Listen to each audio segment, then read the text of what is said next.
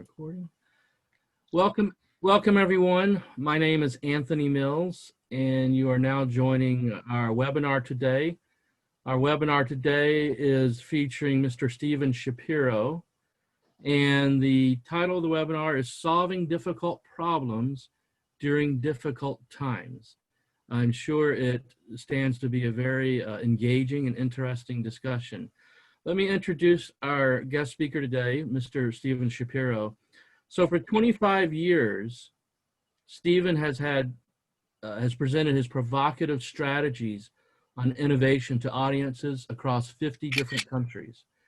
During this 15-year tenure with the consulting firm Accenture, he led a 20,000 person innovation practice. He's the author of 6 books, including his latest book, Invisible Solutions, 25 Lenses That Reframe and Help Solve Difficult Business Problems. His personality poker system has been used around the world to create high-performing innovation teams. In 2015, he was inducted into the Speaker Hall of Fame. So with that, I would like to invite all of us to welcome Mr. Steven Shapiro as our guest today, and I will turn it over to you, Steven. Excellent. Good morning, good afternoon, wherever you might be. I guess in some cases it could be good evening. I'm thrilled that you're all here today. This is going to be an interactive presentation, so I'm going to ask you to stay close to your keyboards because I want to ask you a few questions as we go through this. Here's what I want to do is I want to first talk about the whole concept of solving difficult problems, because that's why we're here today is, let's face it, we're at a time when we have more difficult, more complex problems than ever. And so what we're looking to do is find a way to solve those problems as quickly and as efficiently as possible. We want to find the best solutions quickly with minimal risk. And so that's what I want to talk about today is not just theory, not just stories, but I want to give you some tools. So because of that, I'm going to ask you to grab a sheet of paper and a pen because we're going to do a couple of little experiments here with everyone, but also I'm going to give you a resource where you're going to be able to download the tools that I'm talking about. And that's what I'm asking you to do. Anthony, if you can mute yourself, please, and make sure everybody else is muted, I'd appreciate it. And so here's what I need you to do is on your sheet of paper, I want you to write down an issue, problem, challenge, or opportunity that you want to solve. Now, this could be a personal challenge. It could be a business challenge. If you work for a large company, maybe it's for your company. If you're an individual, maybe it's something you're struggling with your business. But I'd like you to write down an issue, problem, challenge, or opportunity that you want to solve. And just so we're on the same page here, all problem statements are going to start with how can we? How can we? How can we drive greater revenues? How can we improve productivity? Whatever it might be, I want you to write it down, have it front and center, because as we go through the process, I want to be challenging the way that you think and give you some tools to help you potentially solve that problem. So let's dive right in. And I want to try a quick experiment with you. This is a very simple experiment. I want you to, on your sheet of paper, I want you to write down the first thing that comes to mind when I say color. So write down a color, the first color that comes to your mind, write it down. A piece of furniture, don't overthink it, write it down. And then finally, the name of a genius. I want you to write down the name of a genius. Okay, so everybody should have 3 responses to these questions. And I'm going to do a little mind reading here to see if I could predict what you wrote down. So my guess is maybe about 70% of you wrote down for the color blue, red, or green. Maybe yellow. Those are the 4 primary colors of light and paint. Those are very popular colors. Now I know because we're talking about innovation, we've got some analytical people, so you might have black or white. You'll notice I'm using a lot of purple. I've got purple for the color of my book. The purple is my branding. So maybe you wrote down purple or pink, and then there might be a few outliers who wrote down orange or brown. But I think with that, I probably got a good portion of you. Now for the piece of furniture, this is sort of a piece of cake because right now, most of you are sitting in a chair in front of a desk. So my guess is probably at least 50% of you wrote down chair or desk. Maybe you wrote down sofa, couch, or table. And for those of you who are either at a time zone where you're going to sleep soon, or maybe you just woke up, you probably wrote down bed, because that, again, is front and center on your mind. And then finally, for the name of a genius, most of you probably wrote down Einstein, but my guess is there's probably a few of you who wrote down your own name or the word me. Okay, so in the chat, here's what I want to know. How good are my mind reading abilities? I want you to write down either 0 if I got them all completely wrong. I want you to write down 1, 2, or 3 based on how many I got correct. And if you wrote down your own name or the word me, write me in there also. Okay, so we got a 2 and a 2 and a 1, 100%, excellent, 100%. 3, fantastic. 2, great. 3, we got a whole bunch of people who are, I think we got this pretty solid here, basically 2s and 3s, although we had 1. And Jack Elkins wrote down, I wrote Stephen is a genius. Thank you, Jack, appreciate that. And Jennifer, I didn't get any of yours. I love that. That means you're a very unusual thinker. We'll have to have a conversation afterwards. What's the point of this exercise? Well, the point of this exercise is that our past experiences often limit our ability to see new, different, and potentially better futures. New, different, and potential futures. Because what happens is our past experiences drive our future decisions. The brain's primary function is not innovation. Even though we're here to talk about innovation, our primary function is survival. Yes, we innovate. Yes, we adapt in order to survive, but survival is the name of the game.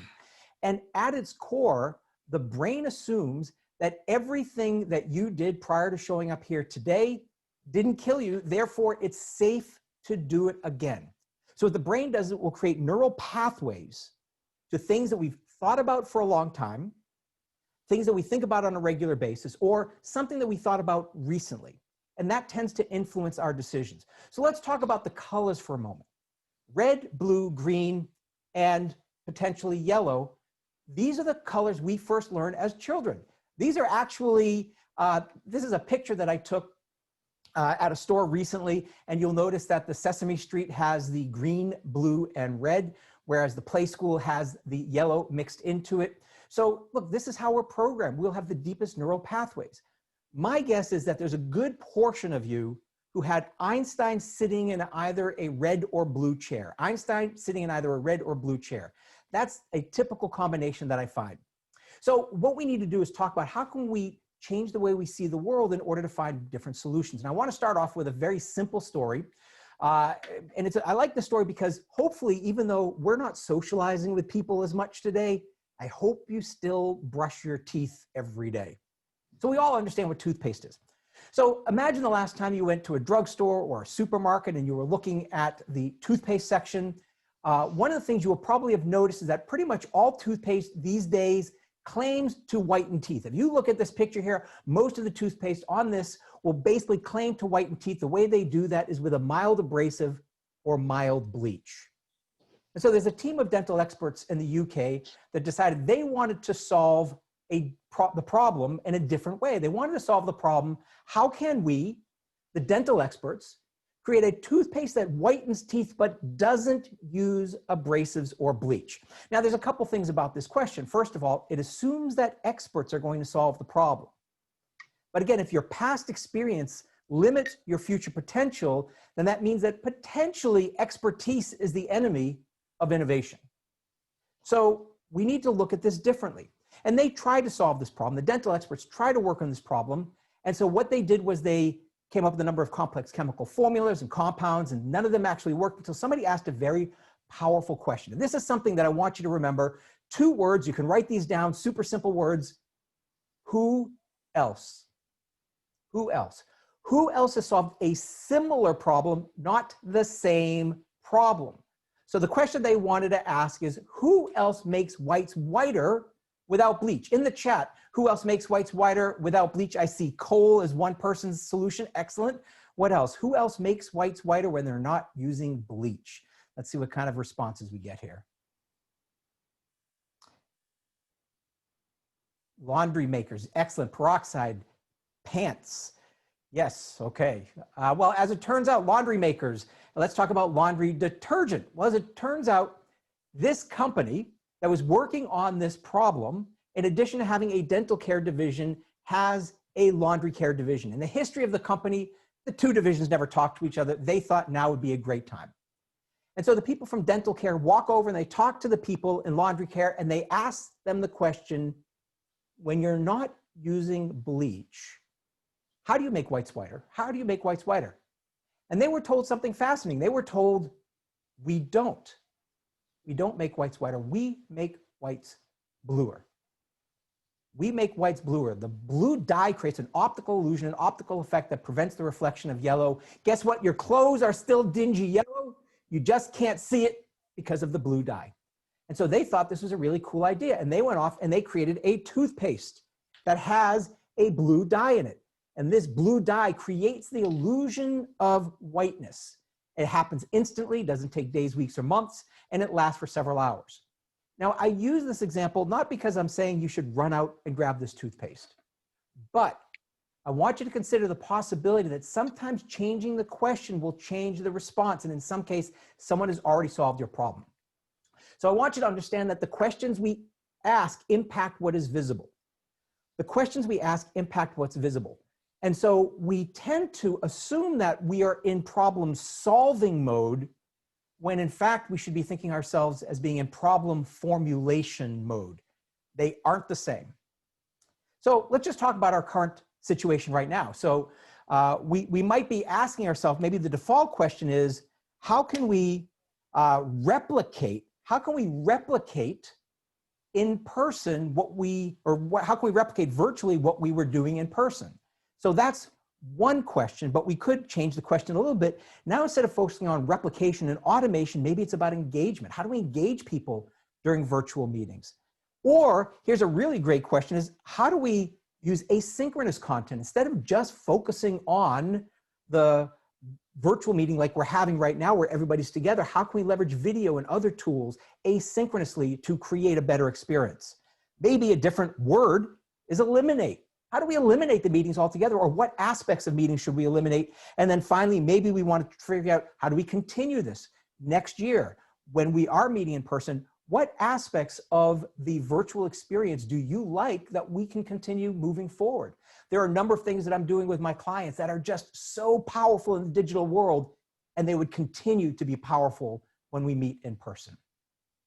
So we're going to talk right now about how the brain asks questions. And to do that, I want to tell you the tale of two oil spills. And I tell you these stories because I'm on the hunt for great examples, often public examples that I can share that explain the concepts that we're going to explore together.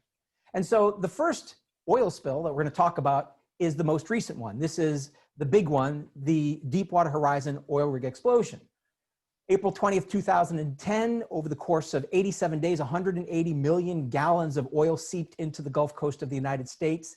Innovators and experts and oil experts try to solve the problem. How can we stop the flow of the oil? How can we stop the flow of the oil? And they tried 7 different innovations. None of them worked. And then they turned to something called crowdsourcing. Now, most of you on this call know what crowdsourcing means. But basically crowdsourcing, all that is, it's a fancy word that means we're going to ask a lot of people for their opinions, suggestions, and ideas on how to solve a problem. And so they used crowdsourcing, and they found that in a matter of weeks, they got 123,000 suggestions on how to stop the flow of the oil and also on how to clean up the oil. 123,000. Now think about this for a moment. If you're running an innovation program and you got 123,000 submissions, your first reaction would be, this is awesome. This is great. People are concerned, they're passionate, and they're engaged. Here's the question I have for you in the chat. What percent of those 123,000 were viewed as having any value at all whatsoever? What percent?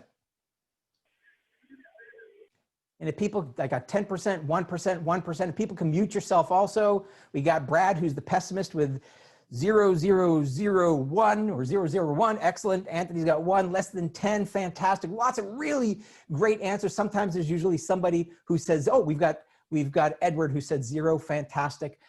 The ultimate in pessimism. As it turns out, the answer to this question is 12. not 12%, but 12 submissions were deemed as having some value.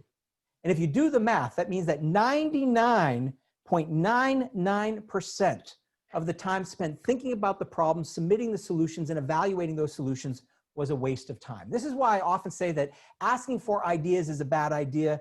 The corollary to that is this: solving abstract problems leads to irrelevant solutions. We are wired to ask these big, broad, abstract problems, especially in times of stress and struggle. How do I stop the flow of oil? We didn't have time to do a lot of analysis. We need an answer quickly. So our natural inclination is these big questions. But when we ask these big questions, we invite a lot of wasted energy. So I love this little cartoon here. This is the typical suggestion box. And it says, this box usually yields 1 or 2 sensible suggestions, 4 or 5 stupid ideas, dozens of immoral suggestions, and hundreds of candy wrappers. I love that cartoon because it explains what goes on in most innovation efforts. We spend a lot of time thinking about big, broad problems and trying to solve them when we don't take the time to deconstruct them and get to what really matters most. Because if you look at the typical way we ask questions like this: how can we increase revenues? We might be focused on improving productivity, a big, broad, abstract question. We might also ask, how do we work virtually, which is one of the big questions right now. And we might even be asking, how do we leverage technology? So when we ask these big, broad, abstract questions, we invite a lot of wasted energy. And I just want to point out that we will have a Q&A portion at the end. Let me give you a little preview as to how the day is going to go here. I'm going to talk for a little bit. We're going to do a hot seat, where I'll actually take a real world problem and hopefully find not necessarily solutions, but reframes for it. We'll do some Q&A, and I'll close with another story. But thank you for the questions in the chat. We will take those in a little bit. So what we're seeing here is that human beings ask questions in typically one of 2 different ways. And I call this the Goldilocks principle. Most of you will know Goldilocks and the 3 bears. Goldilocks goes into a house that's owned by 3 bears. And she tries the 3 different beds. And the 3 different beds, one is too soft, one is too hard, and one is just right. And this is the way we tend to ask questions. And I call this the Goldilocks principle. So basically what the Goldilocks principle says is we often will ask questions that are too soft. They're too abstract. They're too broad. How do I stop the flow of oil? How do I increase revenues? How do I increase productivity? And in other cases, we may ask questions that are too hard. That is, they're too specific or too detailed. So our goal here, obviously, is to ask questions that are just right. So if they're too broad, we need to break them down. If they're too specific, we need to make them less so. I want to share with you a story right now that is probably one of the most powerful stories about how changing a very detailed and specific question can lead to a different range of solutions. This is the other oil spill. The other oil spill is the Exxon Valdez oil spill in 1989. 10.8 million gallons of oil seeped into the icy waters of Prince William Sound. Now, unlike the Deepwater Horizon oil rig, which was in warm water and open space, I want you to notice 2 things. One is there's land everywhere. There's land all around in this photo. The oil had nowhere to go. The other thing is you'll notice there's snow. The temperatures were below freezing. And so they tried to solve the problem, how can we prevent an oil-water mixture from freezing? How can we prevent an oil-water mixture from freezing? And for nearly 2 decades, so this started in 1989, and from 1989 to 2007, they didn't find a solution. And then they partnered with an organization called Innocentive, which is a crowdsourcing platform. And when working with them, the first thing that they realized is that they were solving the wrong problem. This problem had nothing to do with oil. It had nothing to do with temperature. It had nothing to do with freezing. It is actually a common fluid dynamics issue called viscous shearing. Now, basically what a viscous shear is anytime you have a dense liquid that you put under a force or acceleration, it will act like a solid. Now, for a lot of you, this may not make a lot of sense. So I'm going to play for you a video that will explain exactly what viscous shear is. This video is of a buddy of mine, Steve Spangler, who's a scientist. He also happens to be on the Ellen show quite a bit. And so I'll play the video and you'll understand what it is. There's 2,500 pounds of cornstarch in here. So now watch this, you can just punch it and it becomes a solid at that split second. If you could go from here to here, walking across without sinking, you don't die. So are you spotting her? Good. Okay, so when you go Okay, across, so you notice you're she's gonna go able to fast, go actually fast, don't stop, all right? walk And on we're gonna catch you at the very end, water. all right? But go, it's gonna feel weird, just go across. Ready? Fast, go. You can see the ripples, you can see the waves. It is. Okay, check here that she doesn't go fast enough. She sinks. But then check this Just out. go really, really fast. Ready? Go, go, go, go, go, go, don't stop, don't stop, don't stop, don't stop. All right, so that is what was going on in Alaska. So that was the question, is how can we prevent that from happening? In the chat, what type of person do you think provided the solution? I will tell you right now that when the question was changed to how can we prevent viscous shear, instead of taking 2 decades and millions of dollars, it took 6 weeks and $20,000. So Ellen, yes, Ellen was the one who found the solution, yes. What else? What about this person? What's their background, their education, their experience, their age, anything that you might want to tell me about their demographic, psychographic? In the chat, who do you think might solve a problem like this?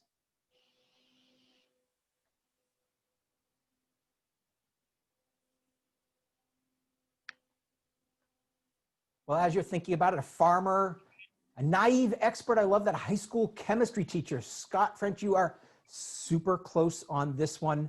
Food scientist. Excellent, Brad. Very good. I mean, everybody's like got some great answers here. High school student, absolutely. We know that younger kids are definitely a lot smarter than we are.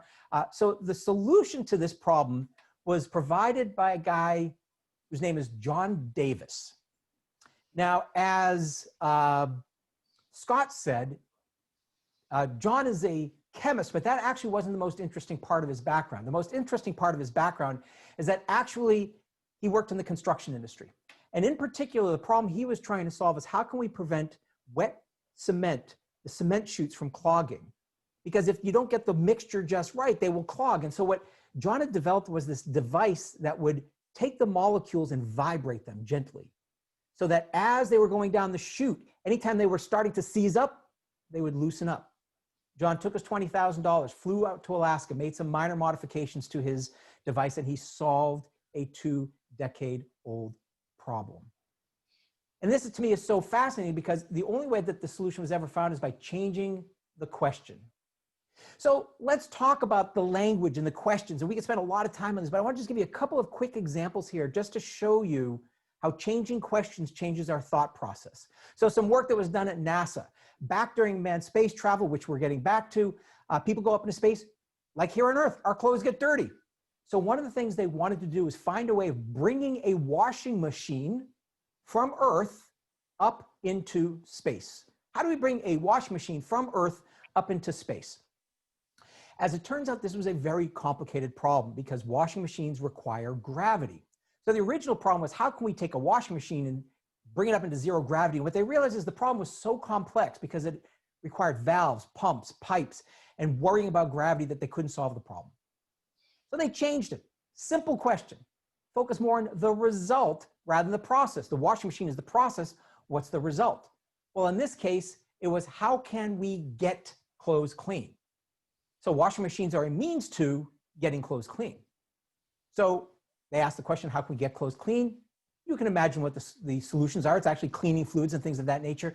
But then here's what I love about this example is you can change one word in the question to get a completely different range of solutions. Going from how do we get clothes clean to how can we keep clothes clean? How can we keep clothes clean? Now we're not talking about cleaning fluids. We're talking about a material science problem where it's all about the clothing, silver iodine, and other types of materials that are going to prevent bacteria and prevent the clothes from getting dirty. So changing just one word can have a big impact, but we don't take enough time to think about the impact of our words. One word, big impact. And we also know that words don't just impact us intellectually, they also impact us emotionally. So I had the great privilege of living in London, England for a number of years. I'll tell you a story about that at the end. But when I moved back from London, I moved to Boston, and I decided that in 2003, when I moved back, I decided I'm going to buy the most comfortable mattress I could possibly afford, because to me, sleep is so important. I value sleep. And so I spent a ton of money researching and buying the best mattress I possibly could. Slept like a baby, loved this mattress. And then, you know, I'd keep the mattress for 5 years, 7 years, 10 years. I had the mattress, and I'd keep on hearing commercials on the radio. You know what they are. Buy our mattress, get the best night's sleep. Always with a sleepy voice. I'm getting the best night's sleep. I'm not buying a new mattress. And then I turn on the TV. If any of you are from Boston, you might know this guy. This is Elliot from Jordan's Furniture. I saw this commercial. I'm going to play it for you. You'll get it. Did you know you should replace your mattress at least every 8 years? Why? It's simple. Even though your 8-year-old mattress may look okay, it doesn't mean it is. You see, in 8 years, it practically doubles in weight from sweat, dead skin, and millions of dust mites. And who wants to sleep on that? Yuck. Just check your mattress tag. If it's over 8, it's time to replace it. Okay, well, there you go. What had me buying a new mattress? Best night's sleep, or my mattress weighs twice its original weight due to the dead skin cells and dust mites that have accumulated over the years. Clearly, I was off to buy a new mattress as soon as I heard that commercial. So the questions we ask don't just impact us intellectually, they impact us emotionally. We don't take enough time to think about that. So the questions we ask drive the solutions that we develop, and they will sometimes impact our emotions. Speaking of emotions and things we love and something we can't really do too much of right now, I'm going to tell a story that will probably bring us back to what we would call the good old days. Even though we complained about it, we now miss it. And it is air travel. We used to get on planes, and what we'd have to do is sometimes check our bags, because as you can see with this guy here, the carry-on allotments are so small, we have to squeeze in our bags. And so we need to check our bags, and you get off of a plane. And the last thing you want to do when you get off the plane is to have to wait. You don't want to have to wait for your bags. So one of the airports in the US decided that they were going to fix this problem of people having to wait. And what they did was they worked on the problem, how can we speed up the bags? How can we speed up the bags? And they did some analysis and found that it took on average 15 to 20 minutes for the bags to get from the plane to the baggage carousel. So they solved the problem. How can we speed up the bags? By spending a ton of money on faster conveyor belts, more baggage handlers, newer technology. And they got it from 15 to 20 minutes down to 8 to 10 minutes. Think about that, 15 to 20 minutes down to 8 to 10 minutes. That's a heck of a change. 50% improvement. They 10x, 2x the speed. They 2x the speed. So that's a pretty amazing thing. Now, most of us would be popping the champagne, declaring success, and then they ask the passengers, what now is your biggest complaint? What do you think they heard? Still took too long. Didn't want to wait at the bags. So you know how this works. You know, there's a point of diminishing returns in any investment. If it took them that much time, money, and energy to get it down to 8 minutes, to get it to 7 minutes, 6 minutes, or 5 minutes would be prohibitively expensive. And then they had an epiphany. It took the bags 8 to 10 minutes to get from the plane to the baggage carousel, but it only took the passengers 1 to 3 minutes to get from the plane to the baggage carousel. So what do you think they did? Instead of speeding up the bags, they slowed down the passengers. They slowed down the passengers. They literally reconfigured the airport so that it would take on average 8 to 10 minutes to speed up the bags. And they got it down and they improved it significantly. So they reconfigured the airport. Awesome. So passengers are now happy. What was going on here? What was going on here is they were solving the problem, how can we speed up the bags? When in fact, maybe the real problem they were trying to solve is how can we reduce the wait time? Now, the wait time and the speed of the bags, they might sound the same to us. They aren't the same, because the speed of the bags and the speed of the passengers are what make up wait time. And here's the point I want you to take away from this is if you spend all of your time trying to speed up bags, you will never think to slow down the passengers. You will never think to slow down the passengers. Now we can play with this a lot more.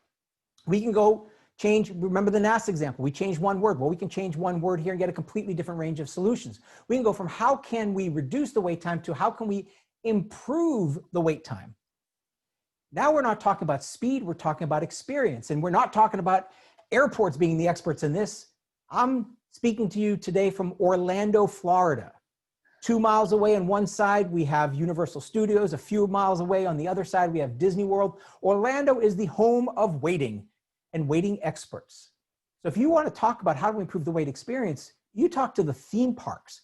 Yes, they know how to reduce the wait time, but in some cases, you can't eliminate the wait time. So a buddy of mine here in Orlando works for Universal Studios. He was working on the race through New York with Jimmy Fallon. This is a really cool virtual reality roller coaster. And one of the things they wanted to do is they wanted to make sure that the wait experience was good because they weren't sure when they launched it how long people would have to wait. And so they put a lot of energy into creating the ultimate wait experience. And this is what it looks like. So you go into the room, but instead of lines, it is a mock version of Rockefeller Center. And you can see all the NBC shows and paraphernalias and cameras and all the things that are behind the scenes. You can look at information about various Tonight Show hosts, if that's your thing. I happen to be a fan of Johnny Carson. You are also able to play games. There are video games throughout. There's also comfy sofas where you can hang out and talk to pandas if that's your thing. And there's also entertainment and free device charging. Here you'll see some barbershop quintet singing some music. So here's the really interesting thing is when they did the pre-launch for this ride, one of the things they found is that people loved the wait experience so much they weren't going on the ride and the waiting room filled up. But that's a good problem to have because now it just drives another reframed problem. So I want you to just think about this simple example for a moment and let's play with it a bit. Let's play with it a bit because really what we're doing is we are asking some very simple questions. We went from how can we speed up the bags to how can we slow down the passengers. We then went to how can we reduce wait time to how can we improve the wait experience. But a lot of people tell me, Steve, you know, this is, I fly a lot, I travel a lot, or at least I used to travel a lot. And I always do carry on luggage. You are the reason I am waiting and walking so far from the gate to get home. So they asked me a different question. How can we solve the problem of how can we slow down the passengers only with checked bags? How can we slow down the passengers with checked bags? Well, maybe now we can't reconfigure the airport, but maybe instead we reconfigure the plane. Maybe now what we do is instead of having everybody sit wherever they want, people with checked bags sit in the back of the plane so it takes longer for them to get off the plane. Or we could change the question again. And we could say, well, how do we make the wait time seem shorter? How do we make the wait time seem shorter? How do we distract people? Think about it. You get off the plane, you get your bags. For many of us, what's the first thing we do? Well, we go order a Lyft or we order an Uber or some other form of rideshare. And what happens when you do that? If you watch people who are waiting for their car, their faces are glued to their camera, to their phone. Why?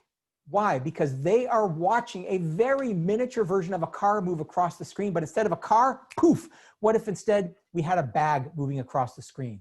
What if we had a completely different way of distracting people so that they would be able to have a different experience?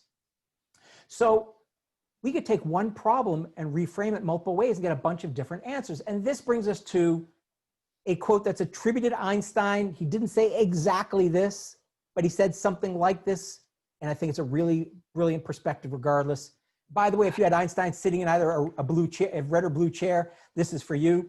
Einstein reputedly said, if I had an hour to save the world, I would spend 59 minutes defining the problem, 1 minute finding solutions. That's 59 minutes defining the problem, 1 minute finding solutions. And from my experience, most organizations are running around spending 60 minutes trying to solve problems that aren't well framed or aren't important. So I believe that even though we talk about the concept of thinking outside the box a lot. I don't think that's really what we want to do. I think instead we want to be taking some advice from this cat. And this cat says, I don't care what anyone else says. I do my best thinking inside the box, inside the box.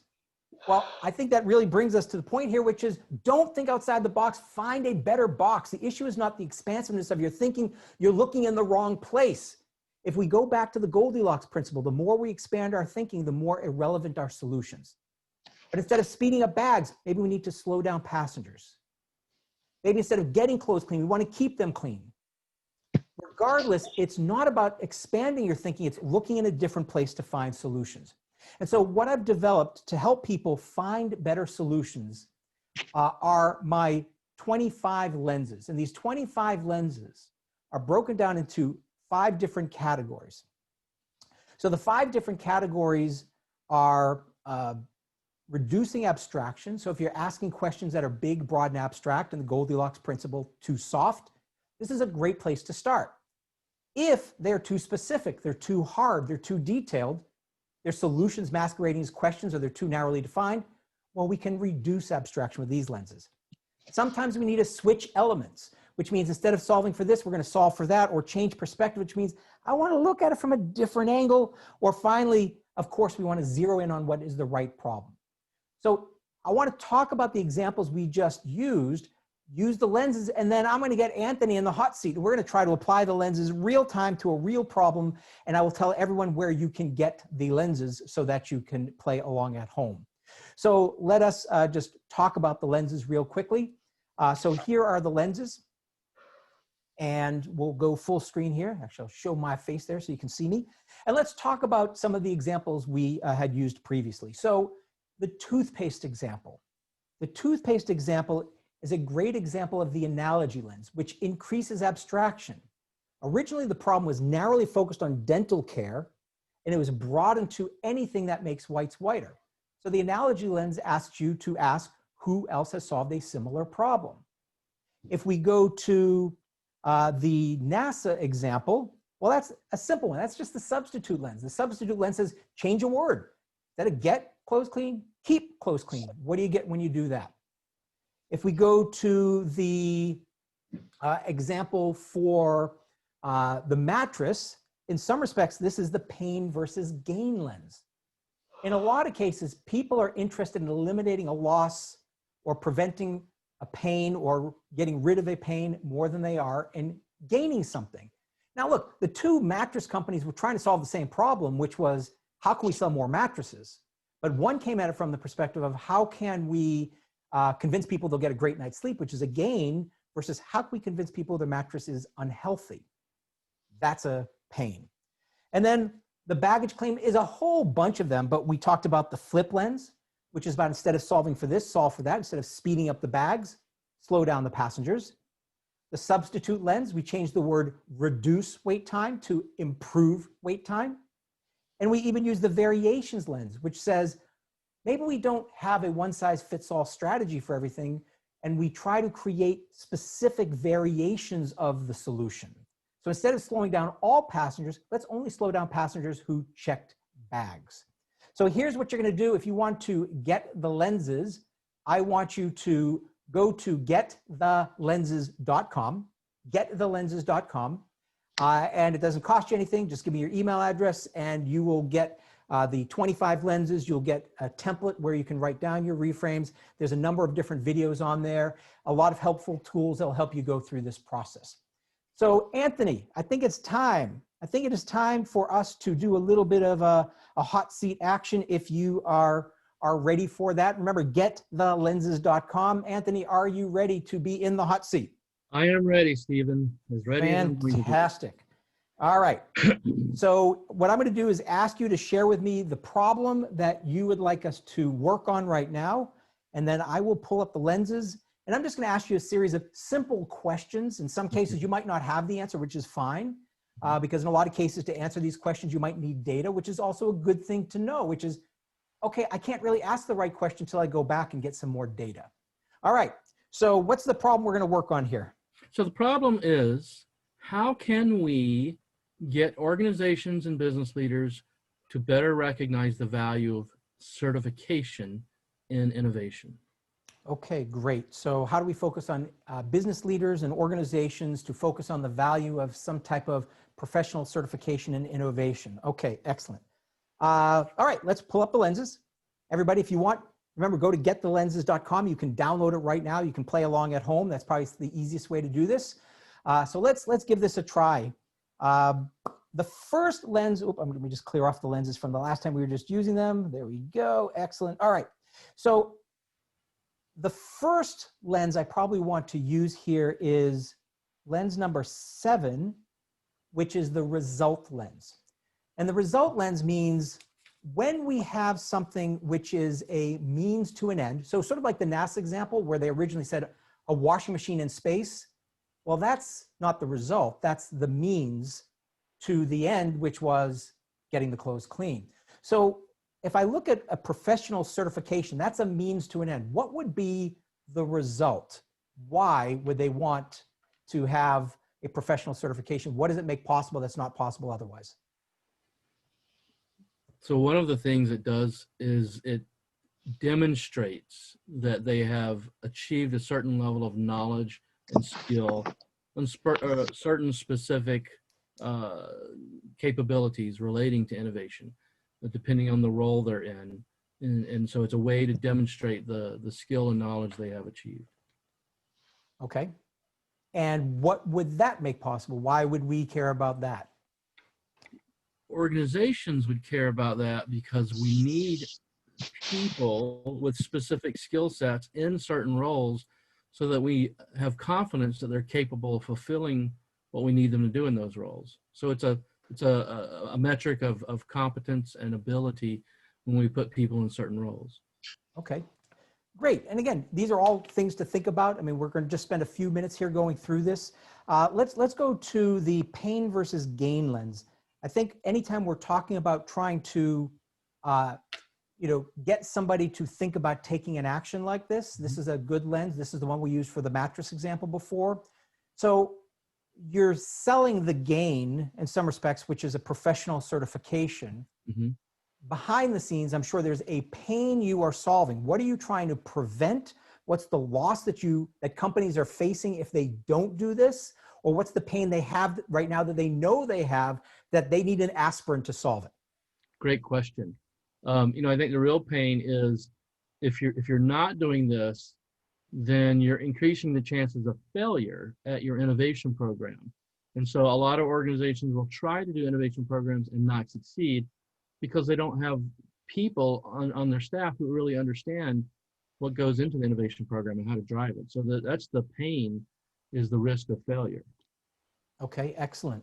And I would even argue that in some respects, another angle, and I guess I wasn't really thinking about this in this context, but the reassign lens is about who, and I know you said we're targeting business leaders and organizations, but maybe right now, the people who have the pain, yes, companies have a lot of pains, but my guess is individuals are also suffering with a lot of pains, and especially how do they stand out in a crowded market? How do they consider themselves to be the employee of choice? And maybe that's a pain that this will solve for them. So maybe another way to reassign, which is changing who does the work or who you target, might be to just even ask, well, how do we target individuals who ultimately want to bring this to the organization? Who are the individuals that might have the greatest impact? All right, let's go to a couple more here. Let's go, which I guess what I just said relates a little bit to the leverage lens, but this is always, anytime we're asking a big question like this, I always like to ask the leverage lens. And the leverage lens is, who should we target? So we talked about organizations, but maybe it's not all organizations. The more specific you can get, the better you will have in your targeting efforts. And I would also have you think about who is not a target. Who do you not want? Because the more you talk about who you do not want, gives you clarity on who you do want. So let me just ask you though, with the leverage lens, like who are you targeting? And then also the leverage lens, it's like, what is the biggest barrier in you trying to achieve this? So I'm gonna ask two questions. One is who, but then the also is what's getting in the way? What's the biggest barrier for people actually buying into what you're talking about? Those are great questions too, Stephen. Who is really any organization that's trying to run a formal innovation program. So, the only, the who is not, the exception might be maybe we're a startup with 5 people, right? We're not big enough to have a formal innovation program, right? So I'm not so much worried about organizations that are so small that they inherently operate that way. They don't need an innovation program. So what we are focused on is mid-sized to larger organizations, whether public sector or private sector, it doesn't matter, but that are looking to try to formalize innovation programs. And that's who we're looking for. Right. You want to go? Okay. What was the second part of the question? Well, the second part is so the leverage lens, where I find it also extremely helpful, is identifying the biggest barrier. So Yes. what's stopping? Like if you could only focus on one thing, what might it be? So what would be the biggest barrier to people actually being able to solve this problem? I think the biggest barrier is people asking the question, will having formal certification make a difference or not? Will the value be recognized by our superiors, by our organization, or maybe if you're the organization leader, you're asking, will this certification in fact truly verify the people? So I guess the people, if they're not yet familiar with that particular certification, they're asking the question, is it in fact doing what it intends to do, its objective? Right. And that's I think that comes with learning and time, and further credibility, if you will. Great, great. So I want everybody to just to see, and again, we're doing this pretty quickly here. This is just a matter of minutes, but if you go through this process, you'll be able to start reframing problems. And every time we have this conversation, although I've not explicitly had him list, the new how can we, it might be how can we overcome the lack of understanding around the impact of a certification, which to me is a communication conversation, which is different than the original conversation. Or if we use the result lens, we're asking, well, what's the result? Well, maybe the result is about credibility or trust or respect or whatever it might be. So again, each of these are different questions that we'll be solving by changing the question. I'm just going to ask you one last one here. Okay. Because I think what happens is we often get very heady. We like to think about things from a very logical perspective. But I love the emotion lens because I think people buy on emotion. Absolutely. So what's the emotion you want somebody to feel either when they get certified or they think about getting certified, or how could you just reframe the problem so that it's like, how can we have people be hungry for certification, which is a little more emotional? How can we have people, smile when they think about getting certified? Or I'm just throwing something out. Give me a couple just from your thoughts. Yeah, that's a great question, because I love watching on social media. People do actually post these, and there is an emotional reaction, and it's one of achievement. And whenever people successfully pass the certification exam and achieve a particular certification, there's a sense of pride and achievement there. So often people will go on social media and announce their achievement and the pride they have in it. So I think pride, legitimate pride, is the emotion that we want to continue to work with there. Fantastic, fantastic. So I hope that everybody saw that we just took a relatively straightforward problem and we put it through a mental kaleidoscope where we just kept on turning and twisting and changing. Now, what I want to do is give you an opportunity to ask some questions. I think the easiest way to do this, I see 2 questions, or at least I see two questions in the chat. Just in the chat, if you have a question, just put as others have done, put a Q, colon, and then your question. I'll start, actually we only have, Mohammed's the only one who's provided questions so far. And actually, if you can, it'll make it easier for me, Anthony, if you can find the questions and ask me, and then I will answer them. And then we'll do this for about 5 minutes and I'll close with a story. That sounds good. And by the way, your questions to me were excellent. It was fun being on the hot seat. Oh, good. Thank you for those and if great anybody's questions. struggling, I can do a hot seat for anybody anytime. These are fun. Excellent. All right, so the first question we have is appears to be from Muhammad Al Taibeh, and it's, can you give some tips on how to use the most suitable lens? Most suitable lens, absolutely. So, Maybe to pick the most suitable lens. yeah, part of it is a little bit of science, part of it's a little bit of art. So let me just come back to the framework for a moment. because I think that the framework is going to be at least where you can start in many cases. And again, with this framework, what we're looking at is if we're asking, most questions that we're going to ask are going to fall into one of two categories, either too broad or too specific.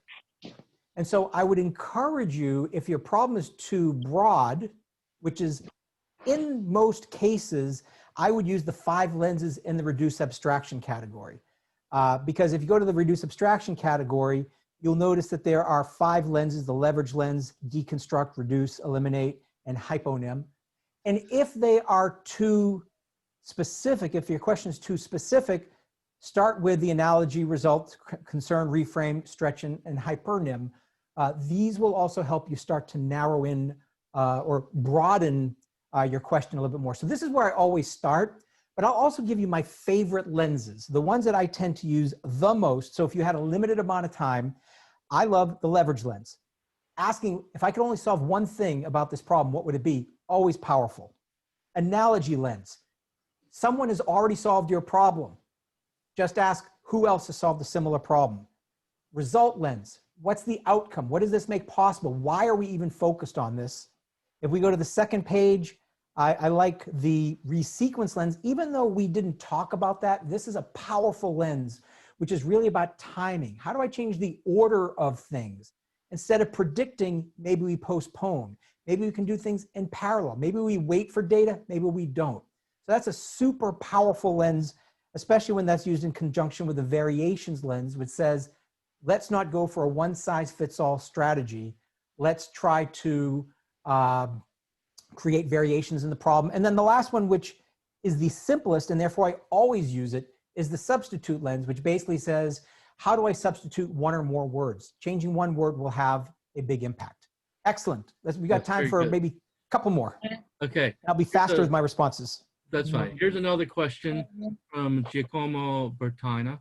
And the question is, how would you apply the lenses not to solve an existing problem, but to find new opportunities? For example, a market opportunity or new product or solution in a highly complex industry like electric vehicle, mobility sector that's quickly evolving with new technologies and players. How can we find the new opportunities?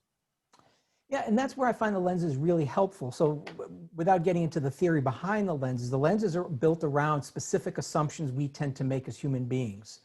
And so the reason why we can't see new possibilities and new opportunities is because our questions are often based around a set of assumptions. And so the lenses, by their design, will start to surface the assumptions. So for example, one of the lenses that might be quite appropriate right now for the question that was being asked is the real problem and the real business lens.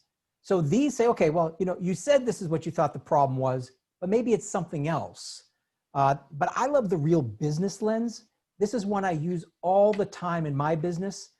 So for example, the real business lens says, I've always, for years, I would always call myself a professional speaker. But is that my business? I mean, we don't really have a lot of speeches right now. I mean, yes, this is a speech, but there's not a lot of speeches at the moment. But I'm a problem solver. Okay, well, if I'm a problem solver, how do I create intellectual property that helps people solve their own problems? And so that's helped me unleash a whole new range of tools that I would develop and a whole new range of opportunities.